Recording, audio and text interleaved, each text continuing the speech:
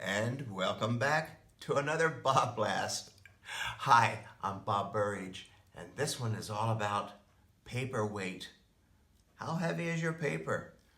So you've heard artists speak about their watercolor paper being 60 pound or 140 pound or even 300 pound. What that means is that's how much their paper weighs if it were 500 sheets sitting on a scale, better known as a ream. So a ream of some papers, here's 60 pound, that 500 sheets would be 60 pounds.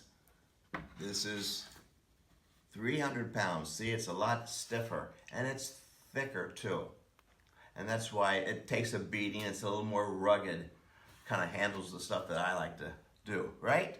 Now the three papers I happen to like are, you've seen it there in the text. I certainly love Fabriano, 300 pound. It's fantastic, it takes a beating. Also, the same type of paper that I like, the watercolor paper, is the Kilimanjaro, the Cheap Joe Kilimanjaro. Get it through his catalog. 300 pound, it takes a beating, okay?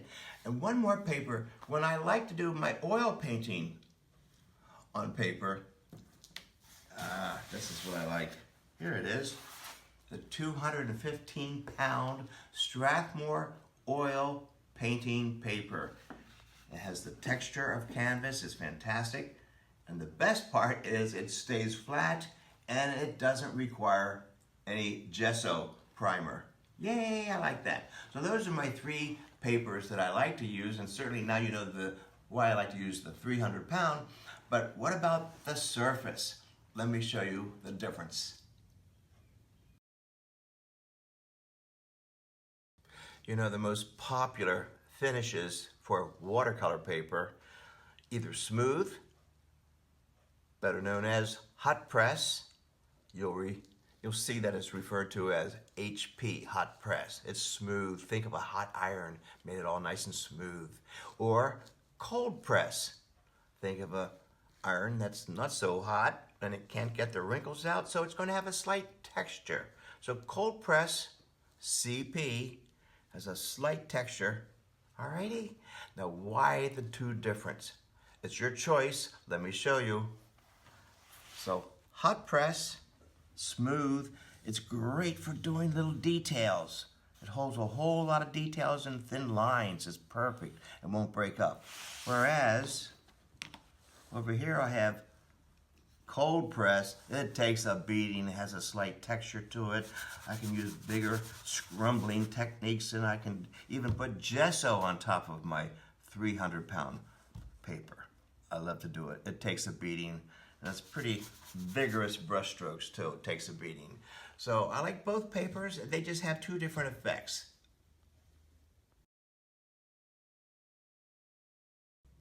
So far we've talked about single sheets. You know, it also comes in pads, which is very nice. But when you get a pad, hey, all that information is right there on the front. So when you walk into the art store and you're looking at the paper, here's some Fabriano Studio Watercolor. It says right here, hot press.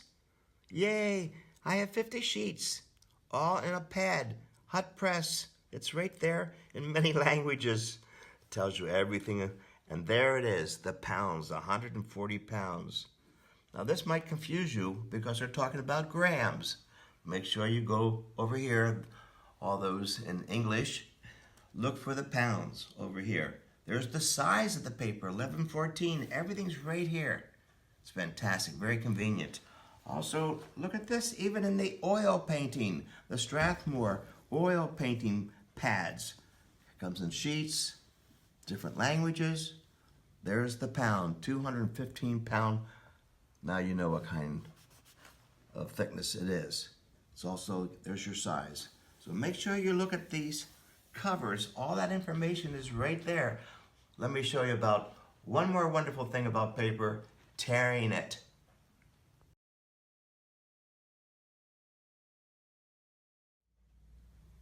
And one more thing, the standard watercolor full sheet. When you hear the artist say, hey, full sheet, What they're referring to is this dimension in inches. 22 inches, 30 inches that way. It's a big sheet. Now let's talk about the edges of watercolor paper. Right now, most of it comes with a deckled edge. I love the deckled edge. And then we have a straight edge. So to get that deckled edge all the way around, we tear it. And that's the other advantage I like to say about 300-pound paper. It's easy to get that deckled edge. You tear it. I don't use a knife or anything sharp. And let me show you a little trick in the studio how to tear paper. Here's a full sheet, 22 by 30. The way to get that deckled edge is you fold it in half. You hear that little snap? That's good paper. 300-pound paper. Here's the other secret. You go back the other way. You've seen me do this in some of my other BobBlasts. Again, we're doing this so you can see that now we have a half sheet. And you tear it. Tear it, always tearing the paper away from itself. Away from itself. Never this way. Always this way. So there's your half sheet. Perfect, right? Look at this.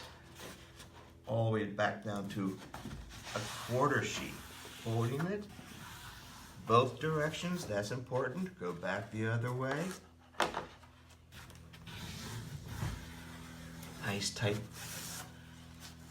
crease. 300-pound paper. Look how easy that was. I didn't have to use any scissors or go through any gyrations and wetting the paper. Look, now I have beautiful, beautiful deckled edge all the way around.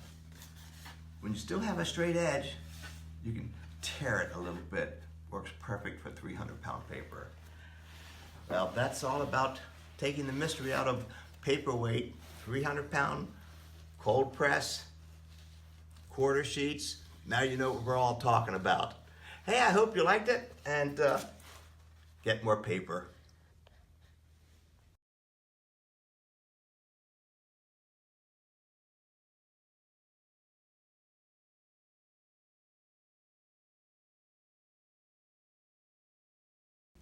Hey, I'm Bob Burridge, and I'm dreaming about my next workshop in Puerto Vallarta in Mexico, having this coffee early in the morning, sitting on my veranda, looking at the ocean. It's one of my favorite places to go. It's Casa de la Artiste, and you've heard me talk about this. This is a house that we go to, and we stay there, we sleep there, we eat there, we paint there, and just looking over the ocean.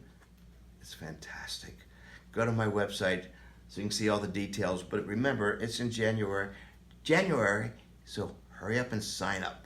I'll see you there.